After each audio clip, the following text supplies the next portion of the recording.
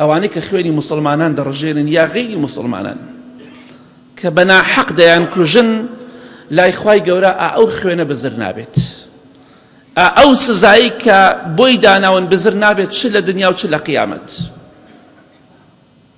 چیان بەسەر خەڵکە هێنا؟ خوای گەورە بەسەر خۆیان هێنای، بەڵام هێشتا ماویانە. ئەوەی کە لەخوا بۆ قیامەت بۆیانی داناوە زۆر گەورەترە. سزای دنیا هیچ نییە بۆ زاڵمەکان.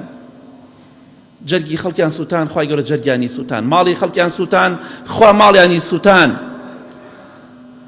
خەڵکیان زەلیل کرد، خوای گەورە زەلیلی کردن.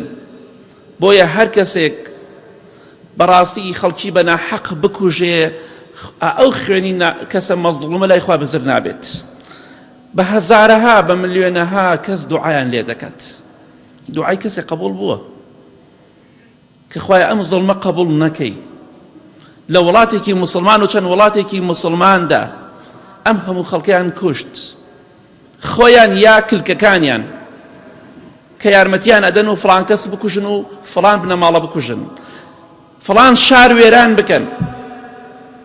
لەولاوە تیرۆرستانی داعشیان بۆ ئێمە دروست کرد، ماڵی هەزارە کەسیان بە قوڕ گرت. لەولاوە لە شوێنەتر بەڵایەتر دروست دەکەن. ئەمانە بۆچی دروستی دەکەن؟ ئەم زاڵمانە خوای گەورە ئاگادارە لە هەموو زڵمەکانیان و ئەو خوێنەی کە بەناحەق ڕژایی مسلمانان و غەیری مسلمانانیش کە مەزڵومن لای خوای گەورە بەزر نابێ. کە تۆ ژیانی خەڵک ڕەش دەکەی، دڵنیا بەخوا ژیانی خۆش ڕەش دەکات. غەدر لە خەڵک دەکەی، دڵنیا بەخوای گەورە ناهێڵێ بەسەرتەوە بچێ. جا زوڵم پێغەمبەری خوا فەرموویە سازم تاریکیە لە ڕۆژی قیامەتە. هەندێک جار لە دنیاشدا زاڵمەکان ڕۆژی ڕووناکیان لێ تاریک دەبێت پێش قیامەت. بۆیە خەم مەخۆن. پێغەمبەری خوا صلی الله علیه وسلم لەگەڵ کافرەکانە جەنگی دەکرد، دەیفەرموو لەگەڵ سەحابەکانە دەیان فەرموو قەتلانا فی الجەنە وقەتلاکم فی النار. ئەوەی کە لە ئێمە دەکوژرێ لە بەهەشتایە، ئەوەشی لە ئێوە دەکوژرێ لە جەهەنەمایە. بۆیە بە زاڵمەکان دەڵێن بە وڵاتە زلهێزەکان، ئەوانەی کە بێدینن، کوژراوەکانی ئێمە ئینشاڵڵا لە بەهەشتان و شەهیدن، هینەکانی ئێوەش لە دۆزەخان. بۆیە شانازی پێوە دەکەین. ئەوە فێرمان دەکات کە خوێنی مەزڵومەکان بە هەدەر نەچوو. بێگومان خوای گەورە تۆڵیان لێ دەکات.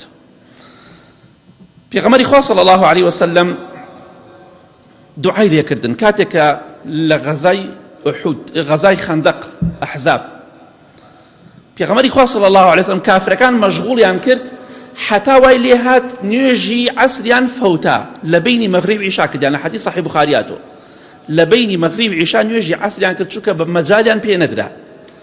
پێغەمبەری خوا صلی الله علیه وسلم چی فەرموو؟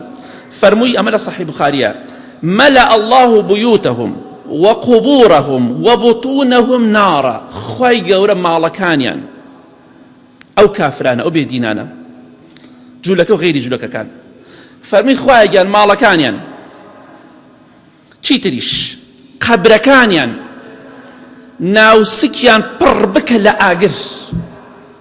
کێ وای پێغەمبەری خوا سازم کە لە هەموو کەسێ بەڕەحمترە.